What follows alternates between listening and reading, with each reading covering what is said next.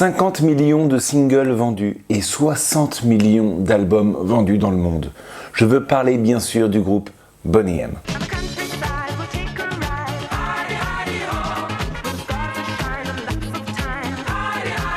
Ce groupe a été créé en 1975 et leur premier tube date de 1974.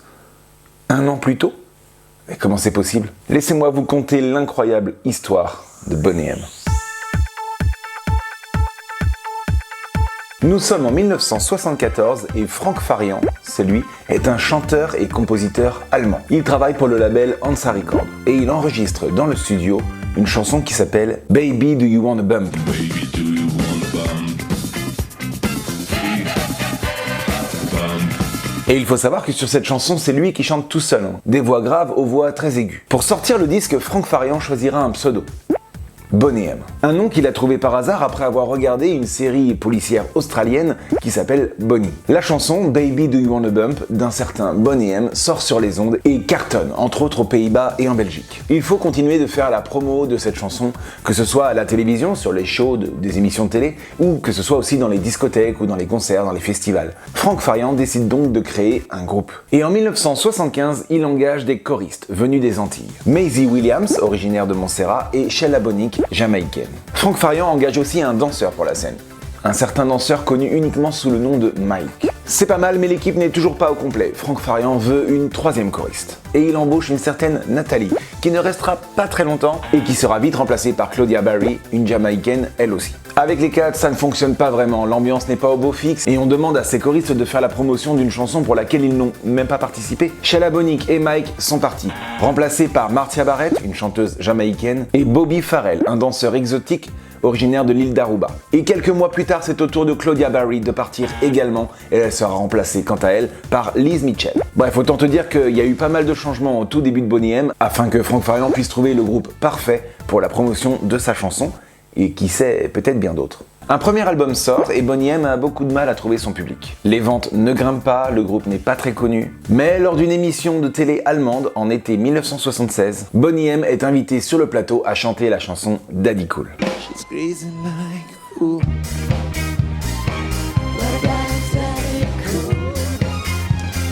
Le tout avec une mise en scène endiablée et des costumes de scène très audacieux pour l'époque. L'émission de télé fait une grosse audience et la chanson cartonne dans toute l'Allemagne. Elle devient numéro 1. S'ensuit directement après un deuxième single, Sunny.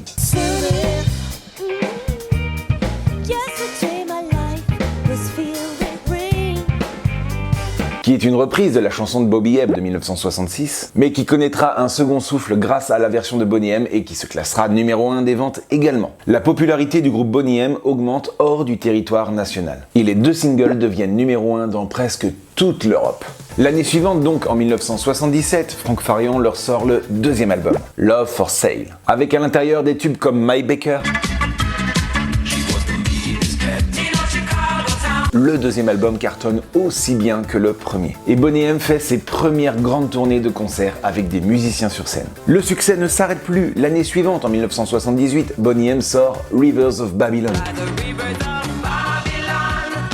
qui deviendra l'un des singles les plus vendus de tous les temps au Royaume-Uni. Et cette chanson connaîtra aussi un très beau succès aux États-Unis. Bien sûr, le single Rivers of Babylon fera partie d'un troisième album qui sort dans la foulée, qui s'appelle Night Flight to Venus, dans lequel on peut retrouver également Rasputin.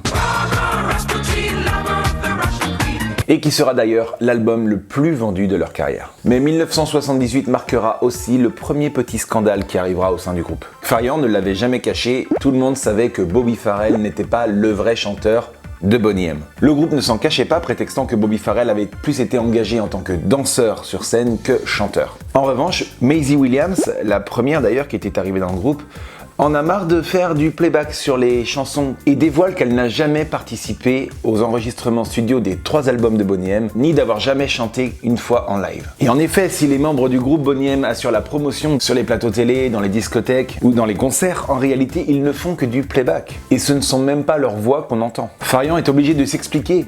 Il n'aime pas la voix de Maisie Williams. Il considère que sa voix n'est pas adaptée à chanter du disco. Il n'aime pas non plus la voix de Bobby Farrell. Il lui aurait fait faire quelques essais non concluants. Et mis à part Liz Mitchell qui chante toutes les voix lead sur les disques et Marcia Barrett qui fait quelques chœurs, où elle a eu un lead, je crois, sur une chanson. Les autres voix, qu'elles soient graves ou aiguës, sont chantées par Franck Farian, le producteur. Alors pour calmer un peu l'affaire, Franck Farian prendra une décision. Oui, il fera chanter les 4 membres du groupe, y compris Williams et Pharrell, lors des concerts de Boney M, pour les rares fois où ils devaient chanter en live. Par exemple, les plateaux télé où on reste en playback. Et pour ce faire, lors des concerts, le quatuor sera accompagné sur scène de plusieurs choristes. Ceci afin d'atténuer les lacunes vocales que le groupe peut avoir en comparaison avec les productions en studio. Bon, personne n'en a vraiment voulu, ni au groupe ni à Franck Farian, d'avoir usé de ce stratagème, jusqu'à ce que le producteur ne répète la pratique avec un autre groupe, dont il a lancé la carrière, dans les années 80. Et oui, je suis sûr que cette histoire de chanteur qui ne chante pas vraiment sur les disques ni en live, ça vous disait déjà quelque chose. Ce groupe, vous le connaissez sûrement, c'est Milli Vanilli.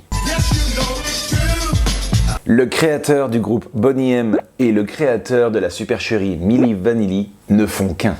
Franck Farian. Bon, pour faire court, pour ceux qui sont pas au courant, Milli Vanilli, c'est un duo qui a été monté à la fin des années 80 par Franck Farian. Et les gars n'ont jamais chanté sur leur disque, ni à aucun de leurs concerts, ni sur aucun plateau télé, ça n'a été que du playback. Et malgré tout ça, on leur a quand même donné un Grammy Awards, une récompense pour leur carrière. Mais je vais pas vous raconter toute l'histoire en détail, le youtubeur Seb l'a déjà fait, sa vidéo est complète et très bien racontée, n'hésitez pas à aller la voir. Bon, cette polémique de 1978 ne touchera pas le groupe pour la suite de leur carrière, et les singles et albums continuent de s'enchaîner. En 79, Boney M sort son 4e album et en 1980, il sort un premier best-of, The Magic of Boney M. Les plateaux télé s'enchaînent, les concerts s'enchaînent, le succès est au rendez-vous et fin 81, lors de la sortie du 5e album, Bununu News, Bobby Farrell, le danseur, est viré du groupe pour son manque de fiabilité. Mais ce 5e album peinera à se vendre, et l'absence de Farrell laisse le groupe incapable de faire la promotion du disque sur scène. Bah oui, Boney M, sans son danseur viril autour duquel les choristes chantent, c'est plus Boney M.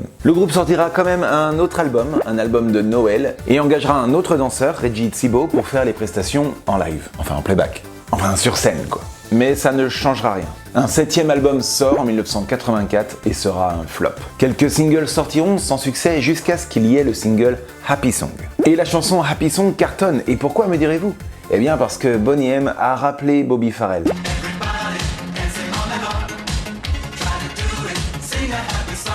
Et le retour de Bobby Farrell dans le groupe, même si en fait on n'a jamais entendu sa voix, refera grimper les ventes de disques de Boney M. Une autre année passe et en 1985, Franck Farian commence à se désintéresser du groupe. Oh bah là je pense qu'il est bien plus occupé par d'autres projets bien plus pécuniaires, comme monter un groupe. En tout cas il produit un 8e album et ce sera d'ailleurs le dernier album studio de Boney M, I Dance, mais les fans seront très critiques. Manque d'inspiration, déception. Boney M fêtera quand même son 10e anniversaire en 1986, puis le groupe se séparera officiellement. Quelques années passent et en 1989, le groupe originel se reforme pour sortir le single Megamix. Gros carton, en France c'est numéro 1. Puis Bobby Farrell, le danseur, conclut un accord pour sortir un nouvel album de Boney M. Un album qu'ils enregistreraient tous les 4 en Belgique, mais sans Franck Farian. Mais comme d'habitude, et on en avait déjà parlé, Farrell manque de fiabilité et il ne s'est pas présenté aux enregistrements studio. En même temps, il l'avait jamais fait. Et comme Maisie Williams n'a jamais chanté sur un disque non plus, l'album finira par être publié non pas sous le nom Boney M, mais comme premier album solo de Liz Mitchell, No One Will Force You. Et pendant que de son côté, Mitchell fait la promo de son album, les autres membres du groupe enregistrent un single, Everybody Wants to Dance Like Josephine Baker, sous le nom Boney M.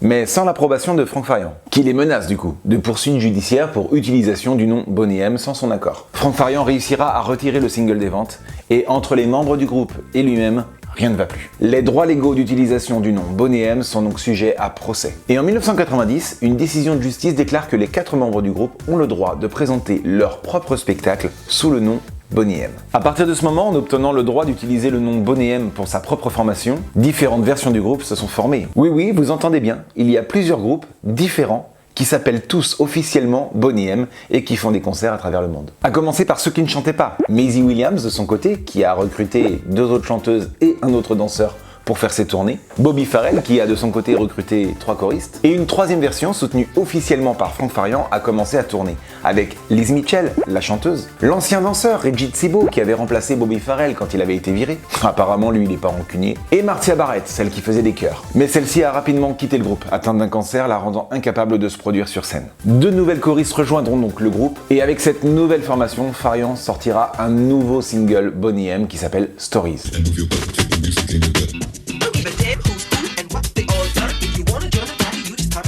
Depuis, on ne compte plus les best-of qui sortent avec les chansons de Boney M, les remixes, les megamix, etc. Et les versions officielles de Boney M qui tournent à travers le monde. Et une des versions Boney M les plus plébiscitées était celle de Bobby Farrell, puisque l'image que beaucoup ont de Boney M, c'est ce danseur très poilu, extraverti sur scène, et à qui on attribue cette voix grave, alors qu'en fait, c'était pas lui. En tout cas, Bobby Farrell est décédé en 2010, à l'âge de 61 ans et d'une insuffisance cardiaque. Il était d'ailleurs en pleine tournée Boney M en Russie, pays dans lequel le groupe était extrêmement connu. C'est dommage d'ailleurs puisqu'en 2007, 3 ans avant, sa fille et son ex-femme avaient renouvelé le dépôt du nom Boney M pour 10 années supplémentaires. Alors l'histoire ne dit pas si les 3 chanteuses qui avaient été recrutées par Farrell continuent de tourner sous le nom Boney M avec chacune une autre formation et un autre danseur, mais à ce rythme-là, dans 20 ans, il y aura peut-être 27 groupes qui s'appellent officiellement Boney M qui tourneront dans le monde.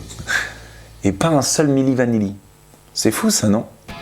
Les amis, merci d'avoir regardé cette vidéo, j'espère que l'histoire vous a plu. Si vous avez kiffé, n'hésitez pas à me le dire en ajoutant un petit pouce bleu ou en écrivant dans la barre des commentaires. N'hésitez pas à me dire aussi quelle histoire folle vous aimeriez entendre d'un groupe ou d'un chanteur. Tout ça, ça se passe dans la barre des commentaires. On se retrouve tout de suite sur les réseaux sociaux, Instagram, Facebook, Discord, TikTok. Et quant à moi, je vous dis à très bientôt pour une prochaine vidéo. Je vous kiffe les amis. Ciao!